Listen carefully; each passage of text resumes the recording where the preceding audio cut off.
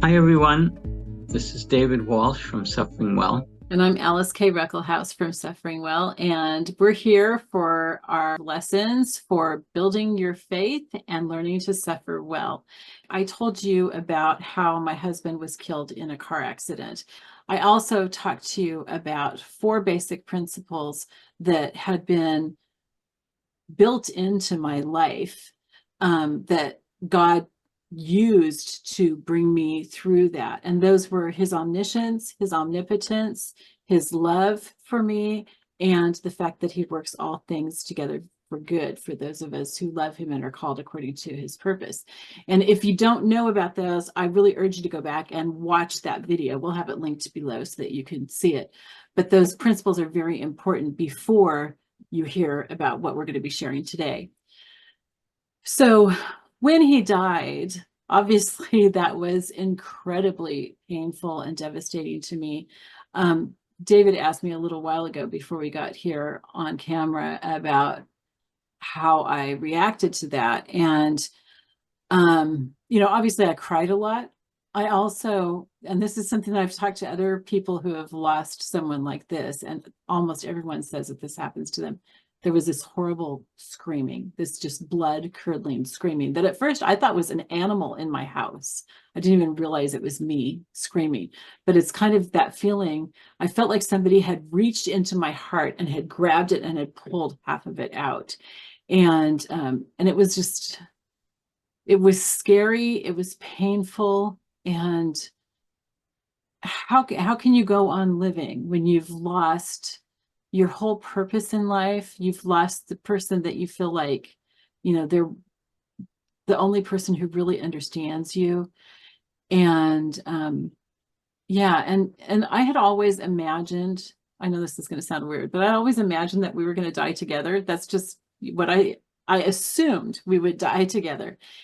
And the thing is that we were supposed to be taking that trip together. And at the last minute, I wasn't able to go because I had to stay home and take care of our animals because the person who was going to watch our animals had to go into the emergency room. Obviously not her fault.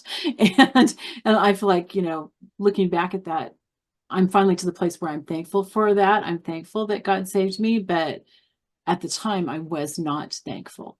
I wanted to die. I wish that I had died with Bill. And in fact, the truck, the pickup that we were in, when I saw it afterwards, his side was still, completely fine. He wasn't killed by the impact or anything. My side was completely crushed. So I would have been killed instantly. I probably wouldn't have felt a great deal of pain. And so, my question was, why didn't I die? And it wasn't just a question. It was like, why didn't I die in the accident with him? It's like I really wanted to be dead. So there was a video that Bill and I had watched a number of times before his accident, obviously not knowing that his accident was going to take place. And it had meant a lot to us. It was actually by a Catholic priest. But we had watched it a number of times and we had talked about it a lot. And again, this is how God works those things for you. He builds those things into your life ahead of time. And this was something we had talked about a lot in just the recent weeks before his accident. And the video, the main thing that I got out of that video was that I needed to say yes to this cross that God had given me. And God reminded me of that video within a couple days after Bill's death. And so I went and watched it, and I knew it really, really well. I knew the video well because we'd watched it so often. And I thought, what is the cross that I have to bear? And of course, the first thing that comes to your mind is, well, I lost my husband. That's the cross. But that's not something I can do anything with. And I said, Lord, what is the cross that you want me to bear?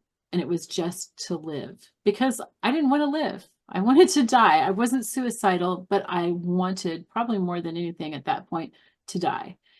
And he made it clear to me that in taking up my cross of living, that I had to not only survive. It wasn't just, okay, I'm breathing, that's what taking up my cross. It was I needed to thrive and I needed to engage with life.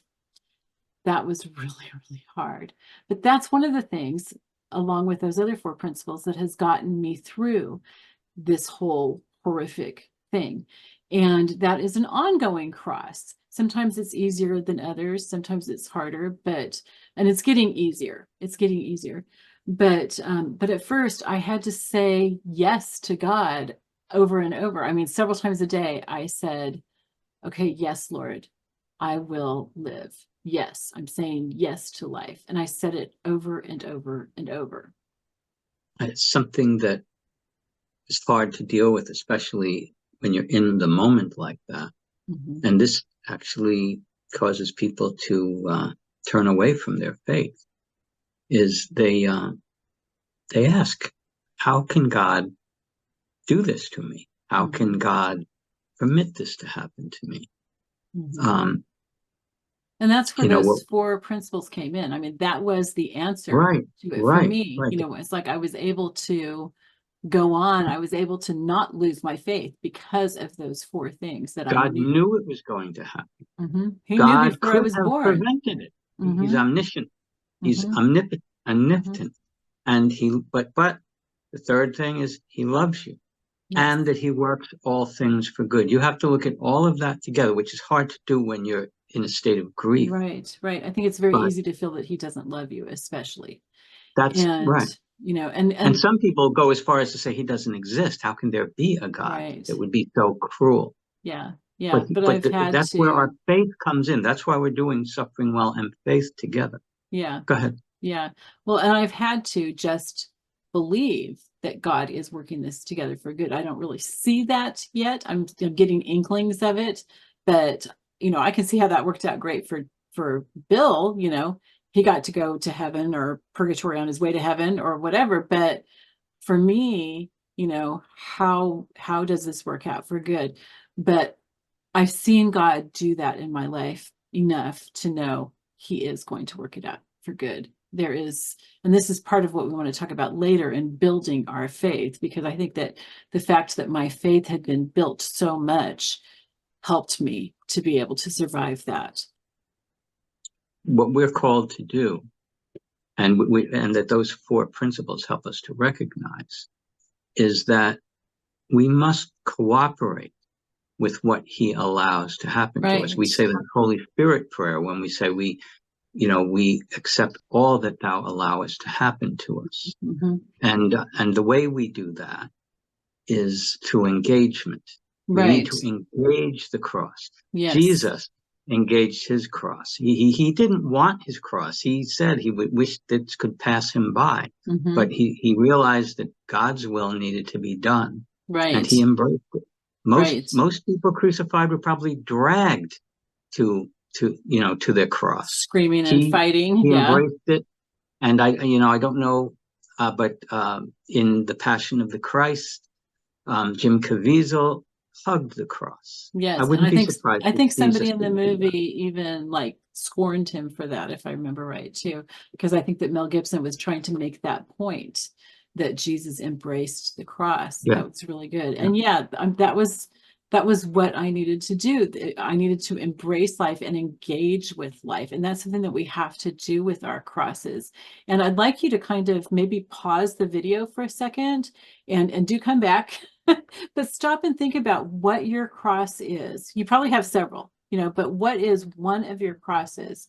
And what do you need to do in order to engage with that cross? One of the things that David and I have talked about recently is how there's a difference between being given something that can work in your life to purify you and actually having it purify you. It's like if we gave you all that you need for a course. Okay, and we gave you all the materials, we gave you the lectures, we gave you recordings, all kinds of things, everything that you would need for that course. If you just set it aside, you have that course, but you haven't learned what's in it. You haven't benefited from it. And the same thing can happen if you go through the course, but you just do everything to tick off the boxes. You know, you don't actually engage with it and try to learn from it. We just want to go through the steps, but we're not actually going through the process of purification. And that's what engaging with your cross does. It helps us to go through that actual process.